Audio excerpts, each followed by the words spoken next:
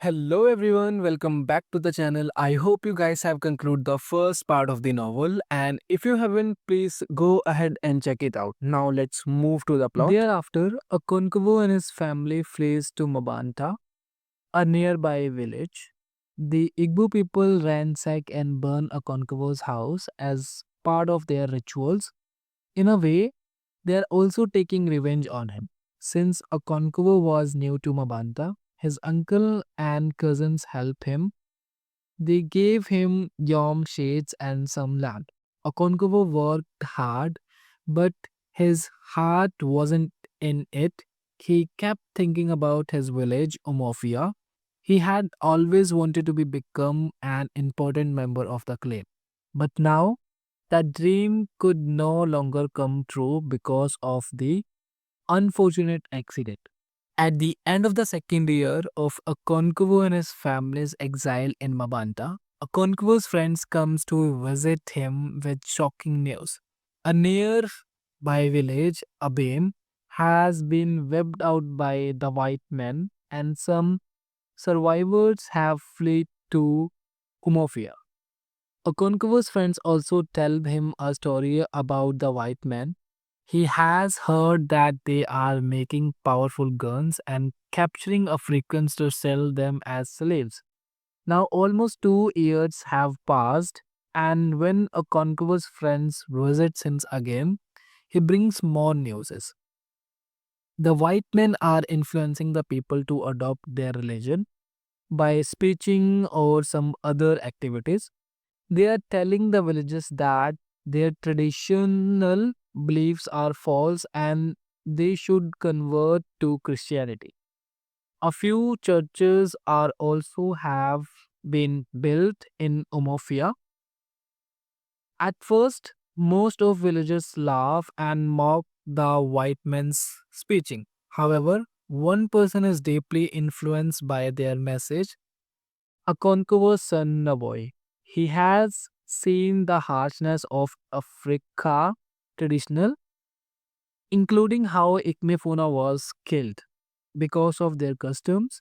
Another incident that troubles him was the killing of twin babies, which was also a part of their traditional beliefs. Because of these experiments, Navoy is drawn to the new religion and eventually converted to Christian. Thereafter, white man arrives in Mabanta, where Okonkwo has been living for 7 years. They ask the villager for a piece of land to build their place of worship. The villager do not refuse them, but instead they give them land in a particular area where many people had died from diseases like smallpox and leprosy. The white men settle there, and after a few days, the villagers notice that nothing bad happens to them. Soon, whispers begins to spread that perhaps the white man's religion is more powerful than that of Africans.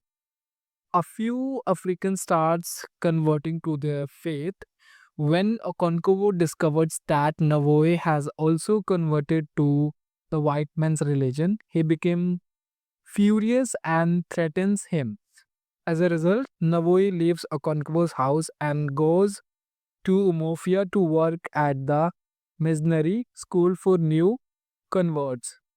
Now, Okonkwo has passed his 7 years of exile, and when he returns to his village, Umofia, the village has changed while Okonkwo was away. The white colonizers have introduced a court system where foreign officials, district commissioners, judges local disputes. There's also a jail where African workers called Kotma harshly punish their own peoples, even respected elders. Many villagers are now punished for following their own traditions, which weakens their cultural identity. He wants to resist the colonizers and believes they can win. However, his friends is doubtful because the community is no longer united. His points out that the white man has disrupted the unity of their people, making them weaker. This realization leave both men silent, understanding that their world has changed. Now the white men have completely changed the way of life in Omofia. They have even set up a trading store where they sell palm oil and kernel oil, making Umofia a wealthy place. One of the white men, Mr. Brown, advises his followers to do not force any Africans to convert to Christianity. However, he still indirectly influences them to join his religion. To attract more Africans, he built a hospital and a school in the village. He also tells them that if their children do not want to learn or read, the people from outside come to the school and they can provide education from their perspective and they can help us to build a connection. Since Mr. Brown was trying to manipulate people, he got success in bringing people and their children to his school. While the church and education are now in the hands of Umofia and neighboring village, but he failed to influence Okonkwo. He also informed Okonkwo that his son Navoy is now called as Isaac and has gone to a college for teachers training in Umoru. And Amuru is a neighboring village. After that, Mr. Brown comes to meet Okonkwo, but Okonkwo refused to talk to him. Soon after, Mr. Brown left the town due to his poor health. And now the author adds a new character in the story, Anoch, who had once killed and eaten a python, and the villagers are considered that thing as a sacred. During the annual ceremony honoring the earth deity, he removed the mask of an Igwu, which was seen as killing an ancestral spirit. The next day, Igwu from all nine villages gathered in Umofia and destroyed the church. Okonkwo was very pleased with that what happened. Later, some villagers, along with the district commissioner, gathered for a discussion in the village, and the crime was arrested. And Akunkubo was one of them. In prison, they were mistreated and beaten by the African guards. To secure their release, the village was asked to pay a fine of 250 bags of cowries. It is a currency of Africa of that particular time. They were released on bail after the villagers paid 250 bags of courage. However, Okonkwo left deeply humiliated. As you know, he once dreamed becoming a respected member of the clan, but now he's just an ordinary man.